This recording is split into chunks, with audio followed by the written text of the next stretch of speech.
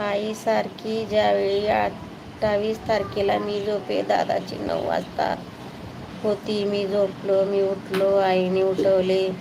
म्हणली आजी दादा असे तसे.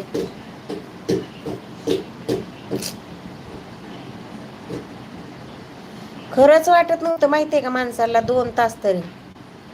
2 तास तरी खरं वाटत नव्हतं. आणि अजून पण खरं वाटत नाही. त्या आजीदादांना असं समोरासमोर बघितलंच नाही, ती खरंच वाटत नाही. मी आईला पण गपस काय पण नको बोलू, ते बातम्यावाले नाही चॅनलवाले काय बी सांगतात, दाखवतात. म्हणलं आई झाली असेल. म्हणले काही आई पण दादा आहेत. मी कुणालाच खरं वाटत नव्हतं. आम्हाला बी वाटायचं काय पण ती चॅनलवाले काय पण फेक टाकतात व्हिडिओ, काय पण टाकतात. तडकन उठलो.